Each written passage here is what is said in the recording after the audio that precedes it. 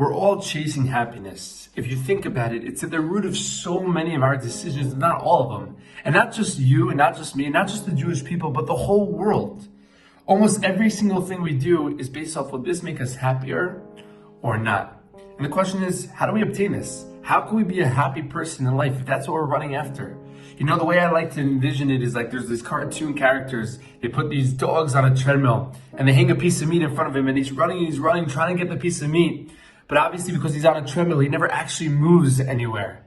And that's some people chasing happiness their whole life. They're running from place to place, trying to grab the next thing that they believe is going to make them happy. But they never obtain it. How can we become happy people? So Chazal already teach us, Ezehu Asher Hasameach Bechelko, someone who is a wealthy person. Who's a wealthy person? Somebody who is happy with his lot. And the question is, what does that mean to be happy with your lot? How is that going to make me a rich person? So the simple understanding is whether you have $1 or $1 million in your pocket, you should view it as, well, this is what Hashem wants you to have. But I believe there's even a more basic way to understand it. The word usher, rich. Who's a rich person? Someone who's happy with his lot. The word usher is an acronym for the words Einayim, Shinayim, Yadayim, Raglayim. Eyes, teeth, hands, and feet. Would you trade your hands, your feet, your eyes for $10, $10,000, $10 million? The answer is certainly not.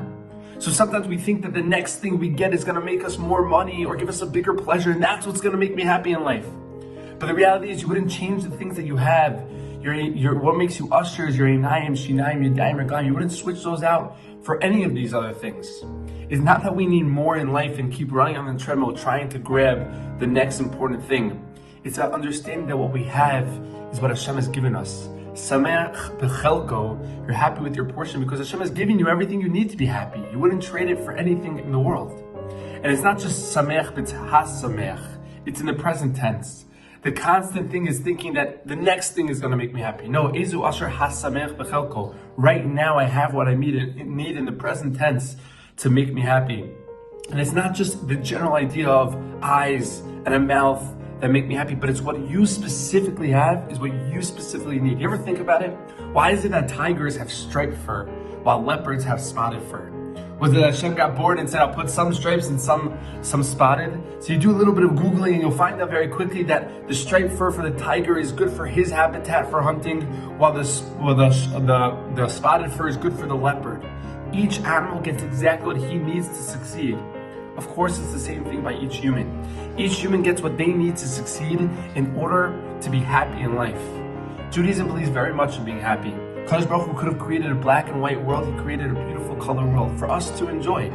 You know, each and every nation or religion has certain words that define who they are. For example, Eskimos have about 50 words that talk about snow.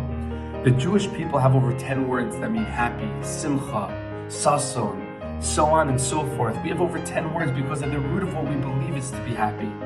And I want us to add one idea, is that almost if this is such a great thing, it's the key to opening up all other midos. Imagine the ability we have and how important it is to make someone else happy, to put a smile on someone else's face. Rabbi Yisrael Salanter is quoted famously by saying that your face is a Rishus HaRabim. Just like you can't put a pit in the middle of the street, you can't walk around sad because someone looks at you and he's also going to fall into sadness. But the opposite is true. If you walk around with a smile and someone else smiles, you're giving him the key to success in life. I'll conclude with this one idea. In Vayikra, Perek Beis, Psukim Yud Aleph through Yud Gimel, it speaks about what could go on a carbon, what could go on a sacrifice. And it says both yeast and honey is not allowed on a carbon, but salt has to be put. And Rav Gifter asked the question, he says, why does it go into such great detail? Just tell me salt needs to be put in, I know salt and nothing else. But he explains the idea is so important. Yeast and honey are external factors that help the bread grow. The yeast makes it rise, and the honey makes it sweet. However, salt brings out flavor of what is in it itself. Salt doesn't add flavor, it brings out what it is in someone himself. And that's what I believe making someone happy is. We all have the desire to be happy. Someone just needs to bring it out of us sometimes. So let ourselves work on our own happiness, Sameach Bechelko, our own portion. And once we feel happy, we can go out and light a smile into someone else. Everyone have a fantastic, happy day.